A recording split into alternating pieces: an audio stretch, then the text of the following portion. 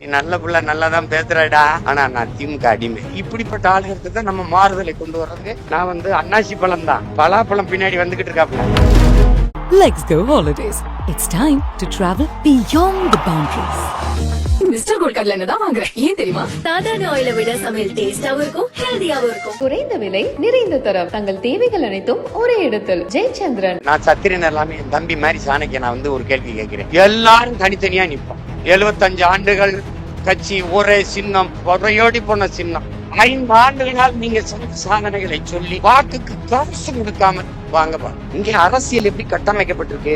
சாதி, மதம், சாராயம், பணம், திரை கவர்ச்சி. நல்ல அரசியல் உருவாக விடாமல் பார்த்துக் கொள்வது எவ்வளவு பெரிய கொடுமை. எங்க ஐயா சொல்றாரு, சீமான் மொழி என்னால் நினைச்சதை பேச முடியாது அப்படின்னு. நானும் சொன்னேன், நான் மட்டும் இல்லடா, உனக்கு அந்த சுதந்திரம் இருக்குன்னு. ஏன்னுங்க என்ன வேணாலும் பேசலாம், எவனும் கேட்க முடியாது. வாக்குக்கு காசு கொடுக்கிற முறையை இந்த ஊடகங்கள் நேர்மையாக விமர்சிக்குதா? வியாபாரமாகிவிட்டது.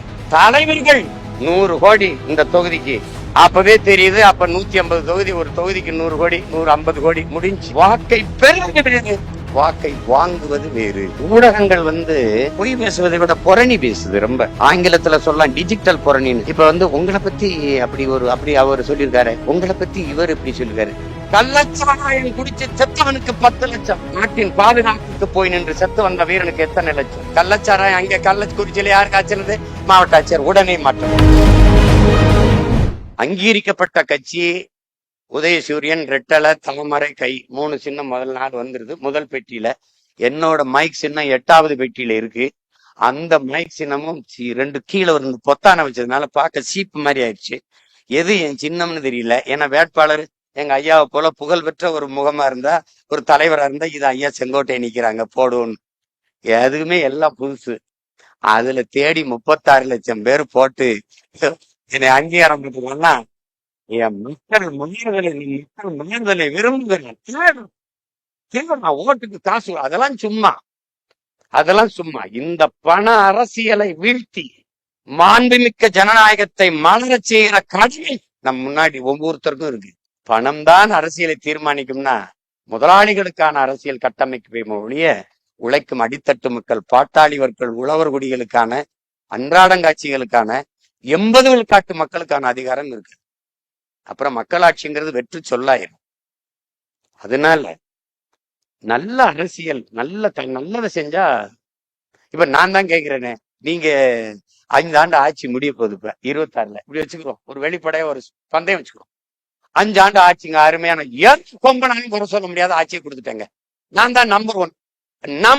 நான் மறுபடியும் 26 தேர்தலை சந்திக்கும் போது ஓட்டு காசு கொடுக்கும். நான் என்ன பண்ணணும்? நான் செஞ்ச சேவையை மட்டும் சொல்லணும். நான் வந்தேன், நீட்டை ஒழிப்பென்ன ஒழிச்சேன். நான் வந்தேன், கூட்டுறவு கடனை தள்ளுபடி செய்யணும்னு தள்ளுபடி செஞ்சேன். அந்த இருக்குல்ல. நான் பிளாஸ்டிக்கை ஒழிச்சு மஞ்சப்பையை கொண்டு வரணும்னு மஞ்சப்பையை கொண்டு வந்தேன். பை துணிப்பையாத்தான் இருக்கு நேசமா, அது மஞ்சளா இருக்கு. பை பாலித்தீனா இருக்கக்கூடாது, பிளாஸ்டிக்கா இருக்கக்கூடாது. பை பச்சை பையா இருக்கலாம், ஊதா பையா இருக்கலாம், வெள்ளை பையா இருக்கலாம், துணி பையா இருக்கணும். அவ்வளவு. மஞ்சப்பை ஒரே நாளோட அந்த மஞ்சப்பை முடிஞ்சிட்டு. இந்த சாதனைகளை சொல்லுங்க. 5 ஆண்டுகளால் நீங்க செஞ்ச சாதனைகளை சொல்லி வாக்குக்கு காசு கொடுக்காம வாங்க பாட்டு. சத்திரியனா இருக்காத. சாணக்கியனாருன்னு முதல்வன் படத்துல ஒரு உரையாடல் வரும். அர்ஜுனன்ட்ட சொல்லுவாரு. இப்ப நான் ஒண்ணு சொல்றேன், நான் சத்திரன் எல்லாமே என் தம்பி மாதிரி சாணக்கிய நான் ஒரு கேள்வி கேட்கிறேன். எல்லாரும் தனித்தனியா நிற்போம். எல்லாரும் 75 ஆண்டுகள் கட்சி ஒரே சின்னம், புறையோடி போன சின்னம். எங்க ஊர்ல எல்லாம் எப்படின்னா, சீமான் நீ நல்ல புள்ள நல்லாதான் பேசுறடா, ஆனா நான் திமுக அடிமை. நான் சிரிச்சேன். என்ன சிரிக்கிற? இல்லையா, அடிமையா இருக்கிறதே ஒருத்தன் பெருமையா சொன்னதை இப்பத்தான் நான் பாக்குறேன். வேற இப்படிப்பட்ட ஆளுகளுக்கு தான் நம்ம மாறுதலை கொண்டு வர்றதுக்கு ஒன்றும் பண்ண முடியாது. நான் அன்னாசி பழம் தான், பலாப்பழம் பின்னாடி வந்துகிட்டு இருக்காப்ல. உங்களுக்கு புரியுதா? பலாப்பழம் பின்னாடி வர்றாப்ல. எப்படின்னா, ஒரு மன்னன் நான் திங்காத கனியை கொண்டு வரணும். திங்காத கனியை கொண்டு வரணும்னு நாட்டுல பாதி எழுதி கொடுக்குறேன்னு ஒருத்தன் நாவல் பழத்தை கொண்டு வந்துட்டான். அதுல இன்னொரு சட்டம் என்ன இருக்குன்னா, நான் சாப்பிட்டேன்னு சொன்னா அப்படியே வாய்க்கில் வச்சு திணிச்சிடணும். நாவல் பழம் சாப்பிட்டேன்ட்டாரு, வாய்க்கில தெளிட்டான், போயிருச்சு. வாழைப்பழம் சாப்பிட்டேன்ட்டா போயிடுச்சு. கொய்யா பழம் சாப்பிட்டேன்னு உள்ள போயிடுச்சு. அன்னாசி பழத்தை தூக்கிட்டு ஒருத்த வாரான். அதை வாயில வச்சு வாய் கிழிஞ்சிருது, ரத்தம் கொட்டுது. ஆனா சிரிக்கிறான். ஏண்டா வாய் கிழிஞ்ச ரத்தம் கொண்டு சிரிக்கிறேன் பைத்தியக்கப்பல. எனக்காக அண்ணாச்சி பழம் பின்னாடி ஒரு பலாப்பழத்தை வச்சுக்கிட்டு பலாப்பழம் யாருன்னு உங்களுக்கு நான் சொல்ல வேண்டியதில்லை. நான் நினைப்பேன் நம்ம பரவாயில்ல. எங்க அப்பா சொல்லும்போது ஏதோ நம்ம காலம் முடிய போகுது, புள்ள குட்டியிலாவது நல்லா இருக்கட்டும்ங்கிற மாதிரி ஏதோ நம்ம நம்ம காலம் அது மாதிரி. இது தனித்தனியா நிற்போம். எந்த இடத்துல சத்தியம் பண்றதுன்னு சொல்லுங்க, எல்லாரும் போய் சத்தியம் பண்ணுவோம். ஓட்டுக்கு காசு கொடுக்க கூடாது, ஓட்டுக்கு காசு கொடுக்க கூடாது. அதை என் தம்பி இந்த சாணக்கியா வலைவெளி காட்சி மூலமா ஒரு முன்னெடுப்பு எடுக்கட்டும். என் கூட வர்றவன் கொள்கைக்காக வரானா இல்ல கொல்றதுக்காக வரானா, இது எப்பவுமே ஒரு பிரச்சனை. எப்பவுமே ஏன்னா எதிரி எப்பவும் தூரத்துல இருப்பான், துரோகி எப்பவும் பக்கத்துல இருப்பான். ஏன்னா எதிரி எப்பவும் துரோகி அவசானவன். எதிரி எப்பவும் நம்ம பலத்தை பெருக்குவான், அவன் பலத்தை தான் கவனிப்பான். துரோகி நம்ம பலவீனத்தை கவனிப்பான். அது ரொம்ப ஆபத்தான தலைவன். எதிரியை விட்டு துரோகியை சுற்றாங்க. துரோகியை ஒழிச்சிடணும். கொல்லான் புலான் உள்ளான எல்லா உயிரும் கைவிப்பி தொழும்னு சொன்ன வள்ளுவ பெருமகனார் சொல்றார் வந்து, கொலையில் வேந்தருக்கு, அதாவது வேந்தருக்கு இந்த தலையறுத்தல் வந்து பையங்கூழ் தலை கட்டதனோட நேருங்கிறார். இந்த துரோகியை ஒழிக்கிறதுங்கிறது நெற்பயிர் கடையில இருக்கிற கலையை பறிக்கிறதுக்கு சமமானதுங்கிறாரு, போர்த்தள்ளிடுறாரு. துரோகம் வந்து பெரிய கொடுமையானது. ஏன்னா இந்த இனம் வந்து பன்மையாக எதிரிகளால் வீழ்த்தப்பட்ட இனம் அல்ல, துரோகத்தால் வீழ்த்தப்பட்ட இனம். அதுவும் உடன்பிறந்த ரத்த துரோகத்தால் வீழ்த்தப்பட்ட இனம். அதனால ரொம்ப கவனமா இருக்க வேண்டியது இருக்கு. மண்ணில் புரட்சி வருவதற்கு முன்பு மக்களின் மனத்தில் புரட்சி வரணும். இந்த மக்களின் மனத்தில் புரட்சி விதையை விழுவதற்கான பேராற்றல் இந்த ஊடகத்திற்கு இருக்கு. ஆனா அந்த பணியை நம்முடைய ஊடகங்கள் செய்யுதா அப்படிங்கிற கேள்வியை மனச்சான்றோட நம்ம பேசி பார்க்கணும். இதை செய்யுதா?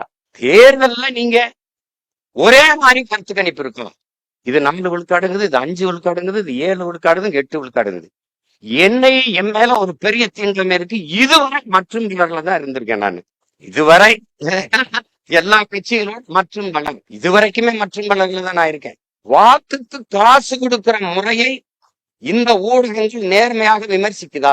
ஊழலை ஆதரிக்கிற, லஞ்சத்தை ஆதரிக்கிற யாராவது எல்லாருமே ஊழலை எதிர்க்கிற, லஞ்சத்தை எதிர்க்கிற எல்லாமே. இப்ப யார் கொடுக்கிறா, யார் ஊழலா? இந்த கேள்விக்கான இடத்துல பதில் இல்லை.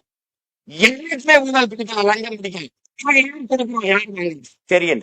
ஆனால் ஊழல் முதல் நிலையம் நாட்டுக்கு காசு கொடுக்கிற இடத்துலதான் ஊண்டப்படுது.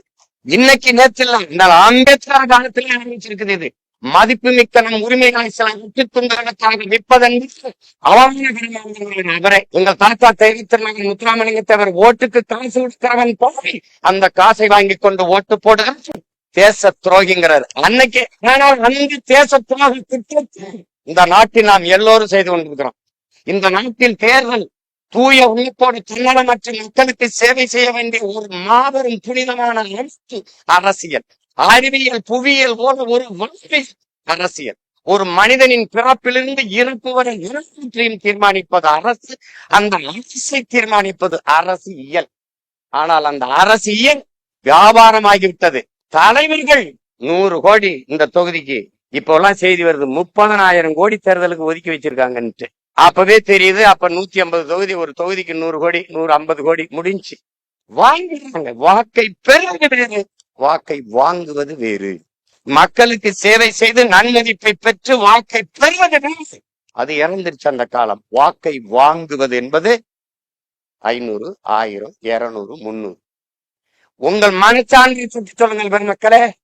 தமிழ்நாட்டில் ஒரு தலைவன் வீதிக்கு வரும்போது தானாக மக்கள் இந்த தலைவனை பார்க்க வந்து பார்ப்பார்கள், கூடுவார்கள் என்று உங்கள் நெஞ்சை தொற்று சொல்லுங்கள். வருவார்களா? வரமாட்டார்கள்.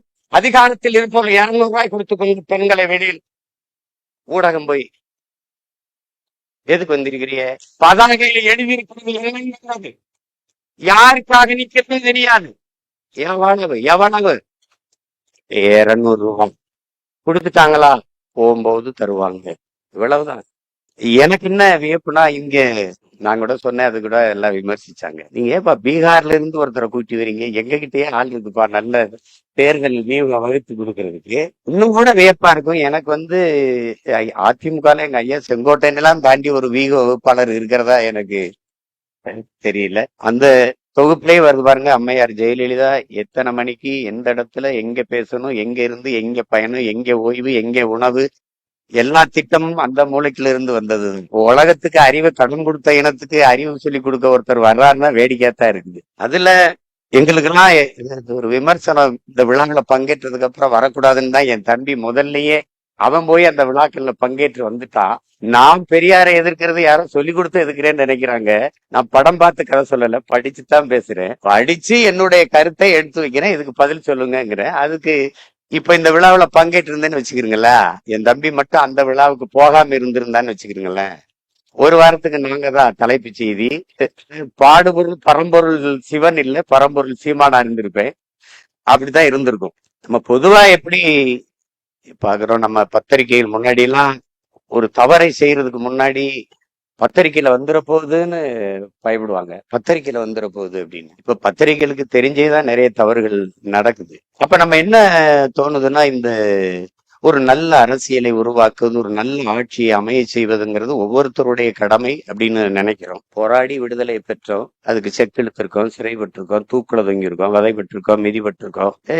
திரும்பி பார்க்கும்போது இதுக்குத்தானா இவ்வளவு நம்ம முன்னோர்கள் கஷ்டப்பட்டிருக்காங்க, இவ்வளவு பாடுபட்டிருக்காங்கன்னு கூட ஒரு சோர்வு வருது. இப்ப வாழ்ந்துகிட்டு இருக்கிற ஒரு பெருந்தகை ஐயா நல்லகண்ண அவர்கள் விடுதலை போராட்ட வீரர். அவர்கிட்ட தனியா பேசும்போது இப்ப இருக்கிற அந்த ஊழல் லஞ்சத்துல